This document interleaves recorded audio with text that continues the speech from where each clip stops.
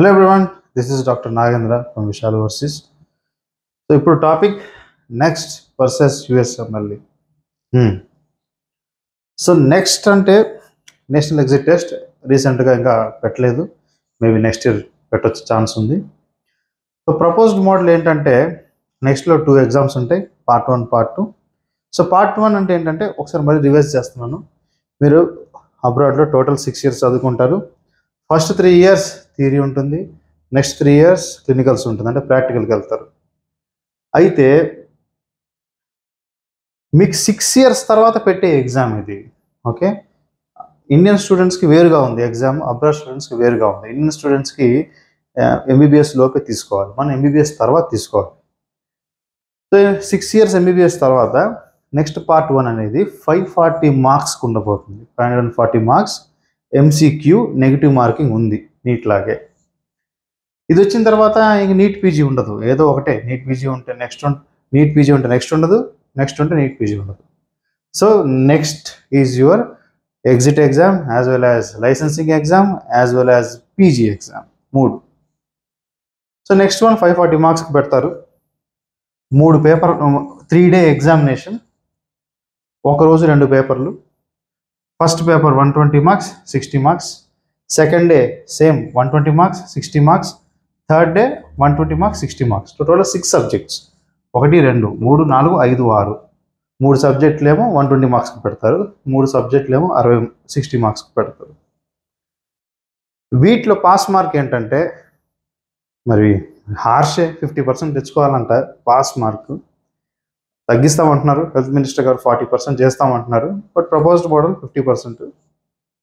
ఆ 50% కూడా ఎలా తెచ్చుకోవాలన్నారంటే 540లో 50 అంటే ఎంత, 270 కదా.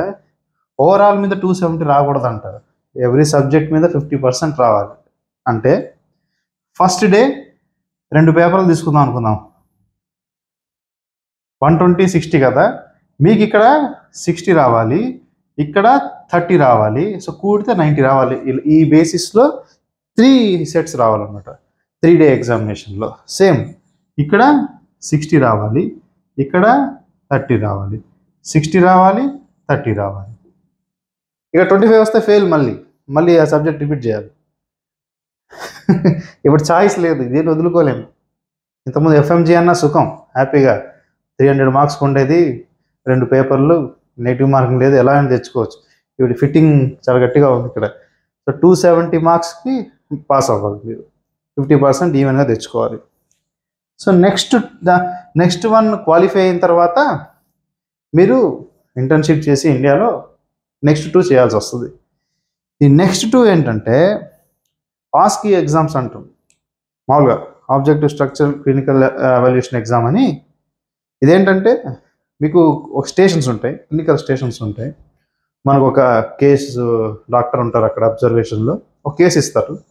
సపోజ్ ఎవరికన్నా హెడేక్ వస్తుంది అనుకోండి, హెడేక్ వస్తే హాస్పిటల్కి వచ్చారనుకోండి, వాళ్ళు ఎలా ట్రీట్ చేస్తాం, మీరు సిమ్టమ్స్ ఎలా అడుగుతారు, ఫిజికల్ ఎగ్జామ్ ఎలా చేస్తున్నారు, అనాలిసిస్ ఏం రాస్తున్నారు, అలా ఒక కేసు అనమాట.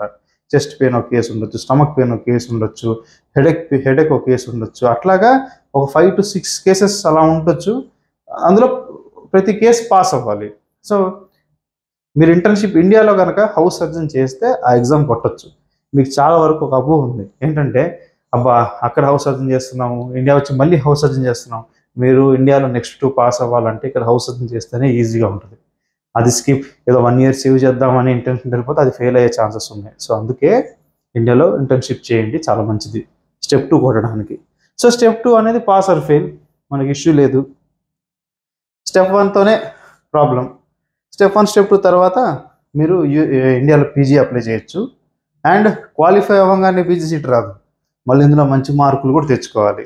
సో ఇదంతా ఎందుకు, క్వాలిఫైయింగ్ మార్క్ ఇచ్చి మీరు హౌస్ సర్జన్ చేసి ఇక్కడ నెక్స్ట్ 2 పాస్ అయితే ఇండియాలో ఎంబీబీఎస్ డిగ్రీ విత్ లైసెన్స్ వస్తుంది. అండ్ పీజీకి వెళ్ళేటప్పుడు కౌన్సిలింగ్ పెట్టుకోవాలి కదా. కౌన్సిలింగ్ పెట్టినప్పుడు ఇంతకుముందు నీట్ అంటే ఏ ఇయర్ నీట్ ఆ ఇయర్కి వ్యాలిడ్. అంటే ఈ ఇయర్ నాకు సపోజ్ ఇప్పుడు మీరు నీట్ రాశారు 720 మార్క్స్కి, ఇప్పుడు ఇయర్ 590 రాశారు అనుకోండి, 590 వచ్చాను ఇయర్. 590 అంటే సీట్ గెట్టింగ్ స్కోర్ కదా. ఏదన్నా కొన్ని కారణాల వల్ల మీరు కౌన్సిలింగ్ అటెండ్ అవ్వలేదు, ఈ స్కోర్ నేను నెక్స్ట్ ఇయర్ యూస్ చేస్తా అంటే కుదరదు కదా. సో అలాగే ఇక్కడ కూడా నెక్స్ట్ వచ్చేసరికి మీరు పీజీకి వెళ్ళినప్పుడు నెక్స్ట్ పార్ట్ 1 బేసిస్ మీద ర్యాంకింగ్స్ ఇస్తారు.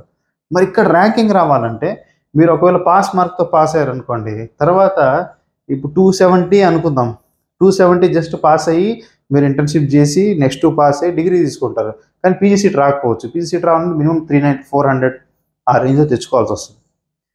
అప్పుడు ఏం చేయాలి, మళ్ళీ బెటర్మెంట్ ఇవ్వాలి. ఆ కౌన్సిలింగ్ సిస్టమ్ వేరుంది, నేను సపరేట్ వీడియో పెడతాను కౌన్సిలింగ్ సిస్టమ్కి. So end of the line ఇదే అనమాట. సో నెక్స్ట్ 1 అనేది 540 మార్క్స్, 270 తెచ్చుకోవాలి, అన్నిట్లో 50%. నెక్స్ట్ అనేది pass or fail. 270 marks passing marks just ప్రమోషన్కి పనికి వస్తాయి, పీజీ సీట్కి పనికి రాదు. పీజీ సీట్ కొట్టే ఇంటెన్షన్ ఉంటే ఇందులో మంచి స్కోర్ తెచ్చుకోవాలి. So moving to USMLE. యూఎస్ఎంఎల్లో మన చాలా వీడియోస్ ఉన్నాయి దీని మీద. నేను నా ప్రీవియస్ వీడియోస్ చేశాను, మన ఛానల్లో మీరు చూసుకోవచ్చు. స్టెప్ 1 స్టెప్ 2 2 ఎగ్జామ్స్ ఉంటాయి. ఫస్ట్ 3 ఇయర్స్ మీద పెట్టే ఎగ్జామ్ స్టెప్ 1, నెక్స్ట్ 3 ఇయర్స్ మీద పెట్టే ఎగ్జామ్ స్టెప్ 2. ఈ 2 ఎంసీక్యూసే, 2 మల్టిపుల్ చాయిస్ క్వశ్చన్సే. కానీ ఇక్కడ 2 మల్టిపుల్ చాయిస్ క్వశ్చన్ కాదు, ఒకటి మల్టిపుల్ చాయిస్ క్వశ్చన్, ఒకటి ఆస్కీ ఎగ్జామ్ క్లినికల్. ఇక్కడ 2 ఎంసీక్యూసే ఉంటాయి. సో ఇక్కడ పాసింగ్ మార్క్ వచ్చేసరికి 280కి 196 రావాలి. స్టెప్ 2 పాసింగ్ మార్క్ వచ్చేసరికి 320కి 215 రావాలి. సో దీని కౌన్సిలింగ్ సిస్టమ్ కూడా నేను సపరేట్గా చెప్తాను. సో నెక్స్ట్ వర్సెస్ యూఎస్ఎంఎల్ లాంటిది కొంచెం ప్యాటర్న్స్ వేరున్నాయి అంతే, సబ్జెక్ట్ ఒకటే ఏదైనా. సో నెక్స్ట్లో ఈ 540 మార్క్స్ బ్లూ ప్రింట్ మనకు చెప్పారు. ఫస్ట్ 3 ఇయర్స్ నుంచి ఓన్లీ 10% వస్తుందంట, నెక్స్ట్ 3 ఇయర్స్ నుంచి 90% వస్తుందంట. సో బెటర్ క్లినికల్ ఇయర్స్ నుంచి 90% వస్తుంది కాబట్టి నేనైతే ప్రౌడ్గా రెషర్లో చదవనని చెప్తాను. అండ్ రెషర్లో చదివినా కొంచెం స్టేట్ మెడికల్ యూనివర్సిటీ చదవండి, స్టేట్ యూనివర్సిటీ కాకుండా స్టేట్ మెడికల్ యూనివర్సిటీస్లో చదివితే కొంచెం క్లినికల్ ఎక్స్పోజర్ కాస్త బెటర్గా ఉంటుంది. Okay, that's it, thank you.